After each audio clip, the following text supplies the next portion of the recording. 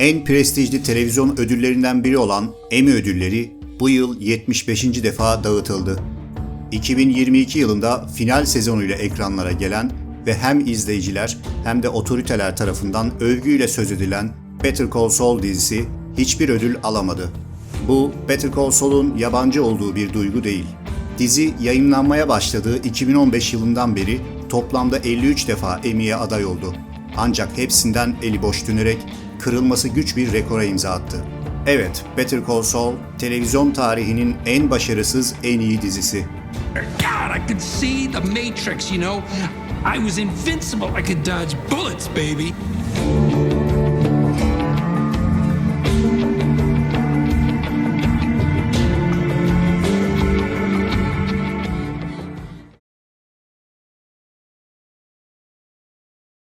Tüm zamanların en iyi dizileri listelerinin vazgeçilmezi olan Breaking Bad, final yapmadan önce bile bir fenomene dönüşmüştü. Dizinin final sezonu da beğenildi ve o sene Emmy ödüllerini silip süpürdü. Breaking Bad'in son bölümleri hala en yüksek reytinge sahip dizi rekorunu devam ettiriyor ve 9,5 puanla IMDb televizyon şovları listesinin zirvesinde yer alıyor. Breaking Bad'in yaratıcılarının dizide bir karakter olarak yer alan Saul Goodman üzerine bir dizi tasarladıkları haberleri fanlar tarafından karışık tepkiler almıştı. Better Call Saul ismindeki bu dizi bir spin-off olacaktı ve bizi Breaking Bad dünyasının geçmişinde bir yolculuğa çıkaracaktı. Oh my God. You really are a chemistry teacher. I was terrible at chemistry. I'm more of a humanities guy. Ancak Bob Odenkirk'ün hayat verdiği Saul Goodman karakteri, sinir bozucu gevezelikte bir dolandırıcı avukattı. Breaking Bad'in ana karakteri Walter White gibi hep iyi olduğu için ezilmiş ve kendini gerçekleştirememiş bir öğretmenin kanser olması üzerine suç dünyasına girmesi gibi izleyiciyi güdüleyici bir motivasyon Saul Goodman karakterinde kurulabilir miydi? İnsanlar bu renkli takım elbiseler giyen ve tuhaf espriler yapan adamın geçmişini, mahkeme salonlarındaki duruşmalarını sezonlar boyu izler miydi? Clearly his taste in women is the same as his taste in lawyers, only the very best with just the right amount of dirty. Better Call Saul 6 sezon sürdü ve anlatmak istediği şeyi sezonlara yayarak muhteşem bir karakter analizi yaptı. Önünde Breaking Bad gibi bir popüler kültür fenomeni olduğu için daha ilk sezonlarda o kitlenin önemli bir bölümü diziyi terk etti. Aslında Breaking Bad de sonradan keşfedilmiş bir diziydi. İkinci ve üçüncü sezonlarda sıkıcı bulunan dizinin izlenme oranları 4. sezonda arttı. İsmi duyuldukça da sezonları toplu izleyenler tarafından karakter inşasına hizmet eden geçiş bölümleri göz ardı edildi. Better Call Saul ise bütün spin-off yapımlarının yaşadığı gibi daha yayınlanmadan ön yargıların esiriydi. İki dizinin de yaratıcılarından olan Vince Gilligan, bu iki dizinin hikayesiyle ilgili iyiden kötüye gidiş gibi benzer bir temadan hareket etmiş olsa da diziler aslında çok farklı noktalara da sahipti. Breaking Bad'deki iyi bir insanın suç dünyasında yükselişi ve düşüşü anlatısı, dizinin popülaritesinin de etkisiyle bazen özdeşim kurulabilecek bir modele dönüyordu. I am not in danger, Skyler. I am the danger. Vince Gilligan, Better Call Saul'da iyi bir avukatın kötüleşme sürecini klasik anlatıyı deforme ederek yaptı. Belki de bu adam doğası gereği kötüdür. Bazen bir şey için veya biri için düzelmeye çalışır.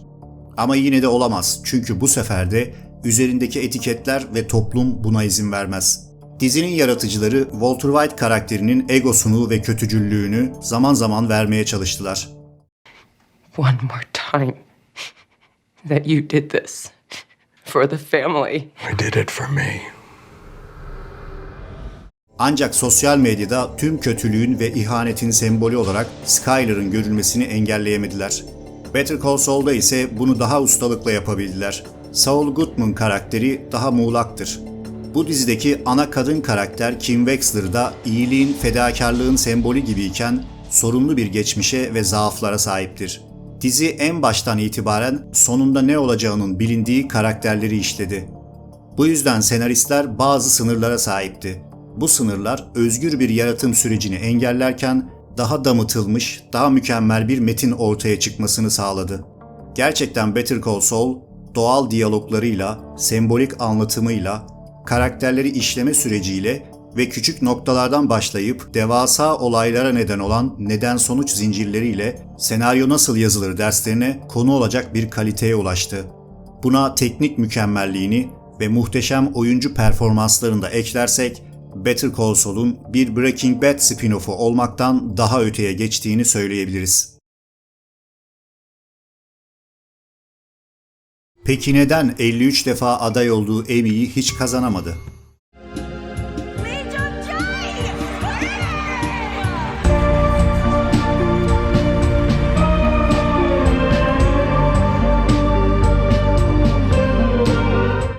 Aslında Breaking Bad ile olan karşılaştırmasında bunun sebeplerine biraz değinmiş olduk.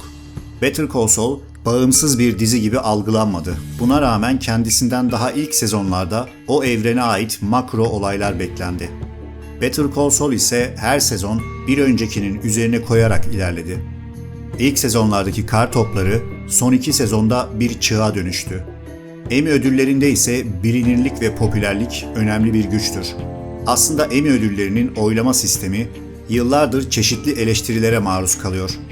Çünkü ilginç bir durum ama oylamayı yapanlar aslında bütün dizileri tam olarak izlemiyor. O zaman kısaca bir Emmy ödüllerinin nasıl verildiğine bakalım. Emmy'ye aday olmak isteyen televizyon şovları hangi dallarda aday olmak istedikleriyle birlikte başvurularını yaparlar. Yüzlerce program belirlenen zaman aralığında Televizyon Akademisi üyelerince oylanır. En çok oylananlar o seneki Emmy adayları olur.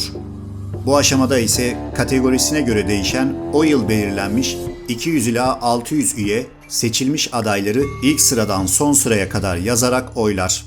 En iyi drama dalından örnek verecek olursak 6 dizinin olduğu adaylar arasında en beğenilen dizi 1. sıraya, en kötü bulunan dizi 6. sıraya yazılır.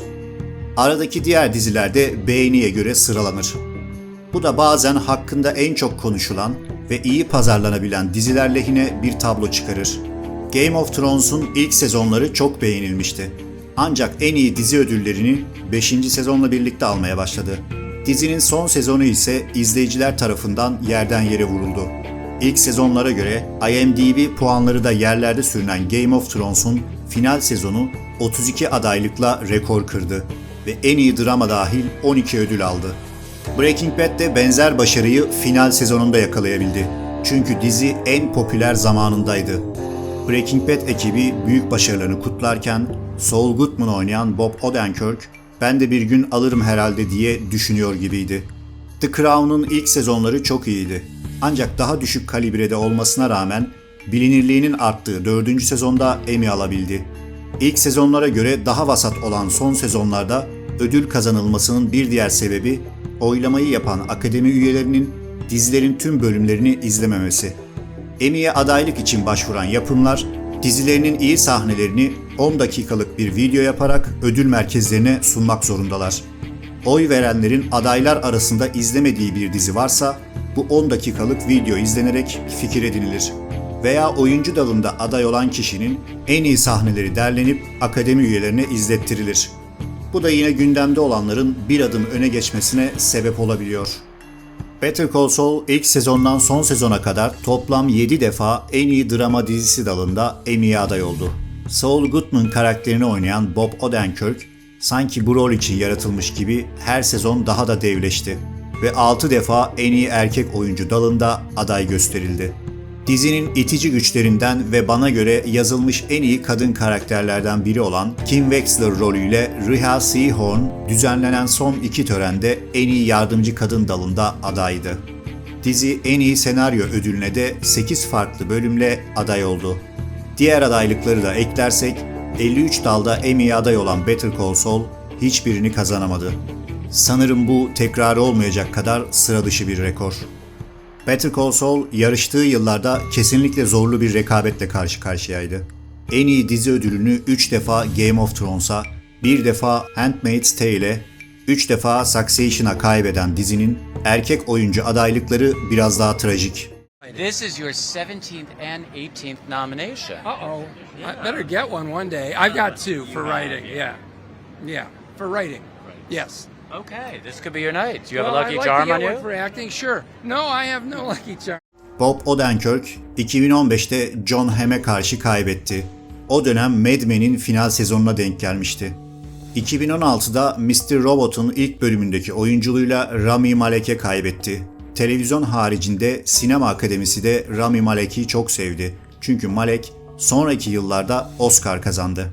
Odenkirk 2017'de This Is Us ve 2019'da Pose gibi yeni dizilerin en iyi erkek ödülü almasını izlemek zorunda kaldı.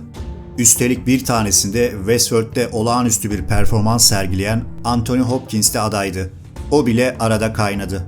2022 yılında Better Call Saul 9.9 puanlı Plan and Execution isimli mükemmel bölümüyle tekrar erkek oyuncuya adaydı. Ama yine beklenmedik bir şey oldu. Parazit filminin bir ilki gerçekleştirerek en iyi film Oscar'ı almasından sonra dünyayı başka bir Güney Kore yapımı kasıp kavuruyordu. Squid Game. Bu Emmy tarihinde dili İngilizce olmadığı halde aday yapılan ilk diziydi. Squid Game 12 adaylıktan sadece 2 ödül kazanabildi. Biri en iyi erkek oyuncuydu. Bob Odenkirk final sezonunda bile kaybetmeye devam ediyordu. Ama son bir şans daha vardı. Better Call Saul'un son sezonu 2 parta ayrılmıştı ve tarihlerin uyması nedeniyle bir sonraki yılda aday gösterilebilecekti. Ayrıca bu sezonun stresi yüksek bir bölümünün çekimleri esnasında Bob Odenkirk çok ciddi bir kalp krizi geçirdi ve çekimler 5 hafta durmak zorunda kaldı. Kariyerinin en iyi dönemini yaşayan Odenkirk'le ve oyunculuğuyla ilgili övgü dolu eleştiriler yazılıyordu. Better Call Saul'un resmi sayfaları bu yıl bizim yılımız olacak diye Emmy paylaşımları yaparken çıkan grev nedeniyle Emmy ödülleri bir sonraki yıl başlangıcına yani 2024'e ertelendi. Ve nihayet o gün geldiğinde Succession'ın erkek oyuncu kadrosunun neredeyse tamamıyla yarışan Bob Odenkirk yine kaybetti. I'll tell you what, it's such stiff competition. Brian Cox is an amazing actor. I mean, everyone in Succession. I mean, I'm just lucky to be in that group. You know, I really am. Better Call Saul'un ve oyuncularının bu kaybediş hikayesi aslında dizinin hikayesiyle uyumlu. Saul Goodman yani gerçek ismiyle Jimmy McGill iyilik timsali biri sayılamaz. Dolandırıcılık karakterinin doğasında vardır. So you were always like this. Ancak hayatının bazı dönemlerinde iyi olmaya çabalamıştır. Yani Walter White'ın aksine Jimmy McGill kötüden iyiye meyil etmiştir.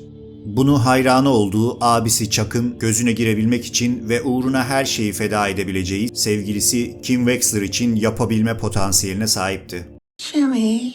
No, Mom, it's me, Chuck. Jimmy. No, Mom, it's me.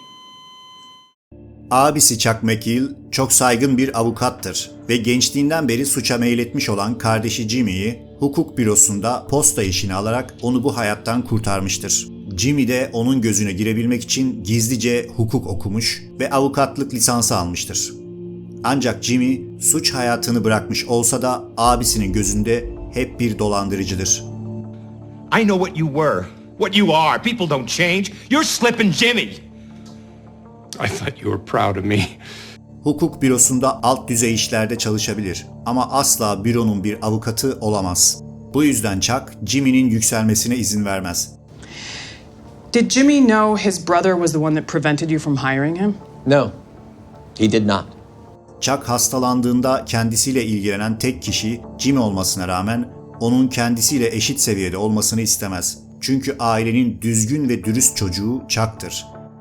He'll never change. Ever since he was 9, always the same. Dolandırıcı ve suça meyilli Jimmy ise ailelerine bela getirmiştir. Buna rağmen ebeveynlerinin Jimmy'yi sevmesi, Chuck'ın kardeşine karşı itiraf edemediği bir kıskançlık duymasına sebep olmuştur. But not our Jimmy. Couldn't be precious Jimmy. And he gets to be a lawyer? What a sick joke. Kim Wexler ise Jimmy'nin potansiyelini gerçekleştirmiş versiyonudur. Jimmy, abisi Chuck'la ilgili yaşadığı yıkımdan sonra Kim'e sığınmıştır. Kontrolü kaybetmesinin önündeki en büyük engel Kim'dir. Ancak zaman zaman ikisi birlikte daha da tehlikeli olabilmektedir. Çünkü zaafları benzerdir. But we are bad for everyone around us. Other people suffer. because of us. Together, we're poison. Dizinin ilk sezonlarında Kim, dürüstlük timsali biri gibi görünüp Jimmy'ye olan sevgisi nedeniyle kötüye meylediyormuş gibidir. Ancak onun geçmişinde de bazı sorunlar vardır. Bir bölümde hırsızlık yaptığını görürüz. Ergenliğinde çaldığı bu küpeleri zaman zaman takmaya devam etmektedir. Jimmy de önemli karar anlarında dolandırıcı geçmişinden kalma yüzüğe dokunur. Bu takılar onların zaaflarına meylettikleri zamanları tarif eder. Kim, sorunlu annesine rağmen kendini eğitmiş, çalışkan ve dürüst bir avukat olmuştur. Jimmy onun aslına dönme isteğini açığa çıkarır ve ondan kopamaması içindeki bu isteğe olan bağımlılığından kaynaklıdır. And I didn't want that because I was having too much fun. Daha öncesinde ilişkileri hep arkadaşlık düzeyinde seyrederken Jimmy'yi ilk defa birlikte bir adamı dolandırdıkları gece öper.